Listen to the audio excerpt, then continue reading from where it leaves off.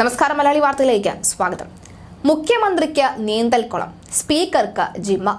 മുഖ്യമന്ത്രിക്ക് ലക്ഷങ്ങൾ മുടക്കി നീന്തൽക്കുളമാകാമെങ്കിൽ കുറച്ചൊക്കെ ഈ കൊഴുപ്പ് അങ്ങ് വറ്റിച്ചു കളയാൻ തനിക്ക് ജിമ്മുമാകാം എന്നാണ് സ്പീക്കറുടെ ഒരിത്.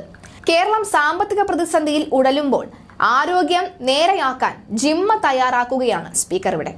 സ്പീക്കർ എൻ ഷംസീറിന്റെ ഔദ്യോഗിക വസതിയിൽ ഫിറ്റ്നസ് ഉപകരണങ്ങൾ സ്ഥാപിക്കാൻ ടെൻഡർ ക്ഷണിച്ചിരിക്കുകയാണ്. 3 ഫിറ്റ്നസ് ഉപകരണങ്ങൾ വാങ്ങാനാണ് ഈ ടെൻഡർ. ട്രെഡ്മിൽ, അതുപോലെ തന്നെ leg and leg extension machine, commercial cross trainer machine എന്നിവയാണ് വാങ്ങുന്നത്.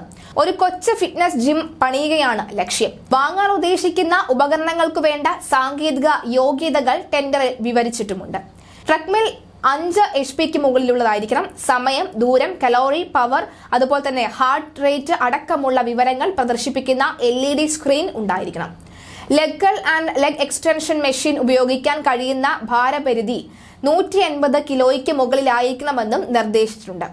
കൊമേഴ്ഷ്യൽ ക്രോസ് ട്രെയിനർ മെഷീനും ഉപയോഗിക്കാൻ കഴിയുന്ന ഭാരപരിധി 180 കിലോയ്ക്ക് മുകളിലായിരിക്കണം. സാധാരണ വീടുകളിൽ ഉപയോഗിക്കുന്ന ഫിറ്റ്നസ് ഉപകരണങ്ങൾ വാങ്ങാനാണ് താൽപര്യപത്രം ക്ഷണിച്ചിരിക്കുന്നത് എന്നാണ് സ്പീക്കറുടെ ഓഫീസ് അറിയിച്ചിരിക്കുന്നത്. എന്തായാലും ലക്ഷങ്ങൾ മുടക്കി ഈ കർട്ടൻ വാങ്ങുന്നു, ലക്ഷങ്ങൾ മുടക്കി തൊഴുത്തു വാങ്ങുന്നു, അതുപോലെ തന്നെ ലക്ഷങ്ങൾ മുടക്കി നീന്തൽക്കുളം നവീകരിക്കുന്നു, ലിഫ്റ്റ് വെക്കുന്നു തുടങ്ങി വമ്പൻ ചെലവുകൾ കേരളത്തിൽ ആവശ്യത്തിൽ കൂടുതൽ കേരളത്തിന്റെ മുഖ്യമന്ത്രി തന്നെ വരുത്തി വെക്കുന്നുണ്ട്. അതോടൊപ്പമാണ് സ്പീക്കറിന്റെ വക കൂടി ജിമ്മ് വഴി തന്റെ ആരോഗ്യം മെച്ചപ്പെടുത്താനായി ജിമ്മിലൂടെ പണം ചെലവഴിച്ച് ഈ കൊഴുപ്പെല്ലാം, അടിഞ്ഞുകൂടിയ കൊഴുപ്പെല്ലാം കൂടി ഈ വറ്റിച്ചു കളയാൻ അല്ലെങ്കിൽ ഉരുക്കി കളയാനായി സ്പീക്കർ തീരുമാനിച്ചിരിക്കുന്നത്. തൂമ്പയെടുത്ത് കളച്ചാൽ മതി, ആ കൊഴുപ്പൊക്കെ അങ്ങ് വറ്റിപ്പൊക്കോളും അല്ലെങ്കിൽ വിയർത്ത് പൊക്കോളും എന്നാണ് പലരും പറയുന്നത്. ചുമ്മാ ഇരുന്ന് കഴിച്ചാൽ ഇങ്ങനെ തന്നെ സാറേ എന്ന് വിമർശിക്കുന്നവരും കൂടുതലാണ്.